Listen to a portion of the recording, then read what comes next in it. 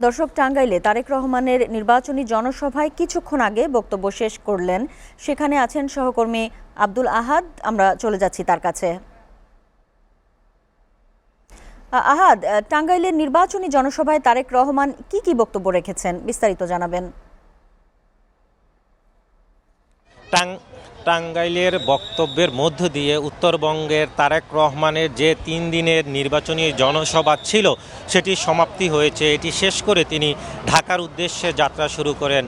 আমি জানিয়ে রাখতে চাই যে আপনাকে বৃহস্পতিবার থেকে উত্তরবঙ্গে তারেক রহমানের নির্বাচনী যে সফর সেটি শুরু হয়। প্রথমে তিনি গিয়েছিলেন রাজশাহীতে বৃহস্পতিবারে, সেখানে তিনি একটি জনসভায় অংশগ্রহণ করেছিলেন। পরে শুক্রবারে তিনি রংপুরে জনসভায় অংশগ্রহণ করেন এবং শনিবারে আজকে টাঙ্গাইলে তিনি জনসভার মধ্যে দিয়ে উত্তরবঙ্গের যে সফর ছিল সেটি শেষ করেছেন। তিনি উত্তরবঙ্গে বেশ কয়েকটি জনসভায় অংশগ্রহণ করেছেন। আমরা দেখতে পেয়েছি যে মূলত তিনি এসব জনসভায় উত্তরবঙ্গকে কেন্দ্র করে বিভিন্ন ধরনের প্রতিশ্রুতি দিয়েছেন।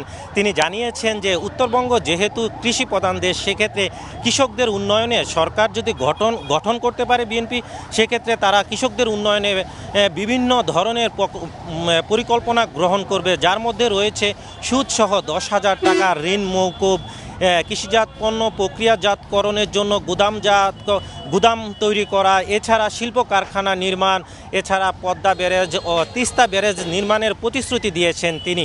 আমরা দেখতে পেয়েছি যে তিনি সমাবেশগুলোতে মূলত জনগণকে ধানের শীষকে বিজয়ী করে, যাতে নির্বাচনে ধানের শীষকে বিজয়ী উত্তরবঙ্গের উন্নয়নে গুরুত্বপূর্ণ বিএনপি ভূমিকা, সেই বিষয়গুলো তুলে ধরার চেষ্টা করেছেন। এছাড়া আমরা জানি যে 22 জানুয়ারি থেকে আনুষ্ঠানিকভাবে নির্বাচনী প্রচারণা শুরু হয়েছে। এরপরে বিএনপির চেয়ারম্যান তারেক রহমান সারা দেশে নির্বাচনী জনসভায় অংশ নিচ্ছেন, যেটি আমরা দেখেছি উত্তরবঙ্গেও নির্বাচনী জনসভায় তিনি যখন অংশগ্রহণ করছেন।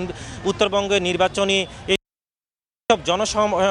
আরও বেশি লোকজন হচ্ছে এবং তিনি ঐক্যবদ্ধ থেকে বিএনপির পক্ষে কাজ করতে কর্মীদের দিক নির্দেশনা দিয়েছেন। কিছুক্ষণ আগে এবং নেতার কাছে যিনি আমাদের রয়েছে, একটু বলবেন যে উনি আসলে কখন শেষে কি প্রতিশ্রুতি দিয়েছেন বক্তব্যের মধ্যে টাঙ্গাইলের উন্নয়নের জন্য। বিসমিল্লাহির রহমানির রহিম। আসসালামু আলাইকুম। আমি টাঙ্গাইল সদরেরই একজন বিএনপি বিএনপির প্রতি ভালোবাসা একটি নেতা। আমি একটি কথা বলতে চাই, আসলে আমাদের আগামীর দেশনায়ক তারেক রহমান তিনি আমাদের টাঙ্গাইলে এসেছেন। টাঙ্গাইলের মানুষ তাকে স্বাগতম জানিয়েছেন। তিনি টাঙ্গাইলের যে এমপি মনোনীত প্রার্থী সুলতান সালাউদ্দিন টুকু ভাই এবং অন্যান্য নেতাকর্মীরা যারা এই টাঙ্গাইল সদরের বিভিন্ন সমস্যার কথা তুলে ধরেছেন, এই মামুদনগর ব্রিজের, কাশীনগর ব্রিজ সহ এই টাঙ্গাইলকে একটি মডার্ন শহর সহ এই টাঙ্গাইলের প্রত্যেকটা মানুষের স্বাস্থ্যসেবা নিশ্চিতকরণের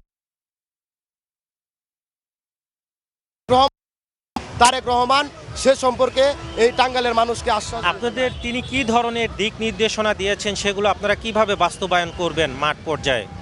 সে বাস্তবায়ন আসলে যারা এই বিএনপির প্রতি ভালোবাসা রাখছে বা শ্রদ্ধা রাখছে, তারা এই বিএনপিকে ভোট দেবে এবং আগামীতে এই দেশনায়ক তারেক রহমানকে তারা এই টাঙ্গাইলের মানুষ প্রধানমন্ত্রী হিসাবে দেখতে চায় সহ বিভিন্ন ধরনের দাবি নিয়ে এই টাঙ্গাইলকে উনি যেমনটি বলছিলেন যে তিনি বিভিন্ন ধরনের দিক নির্দেশনা দিয়েছেন। আপনারা জানেন যে আজ বিকেল 4টার সময় তিনি সিরাজগঞ্জের একটি নির্বাচনী জনসভায় অংশগ্রহণ করেন। সেখানে আমরা দেখতে পেয়েছি তিনি কৃষকদের উন্নয়নে বিভিন্ন পরিকল্পনার কথা বলেন। এছাড়া তিনি আরেকটি বিষয় বলেছেন যে একটি দল গুপ্ত রাজনীতি করছে, তারা তাদের সেই নির্বাচন বানচালকে প্রতিহত করতে হবে। তারা গত 16 বছর আওয়ামী লীগ সরকারের সাথে। আহাদ, আপনাকে ধন্যবাদ। দর্শক, টাঙ্গাইলে বিএনপির জনসভার বিস্তারিত জানাচ্ছিলেন সহকর্মী আব্দুল আহাদ।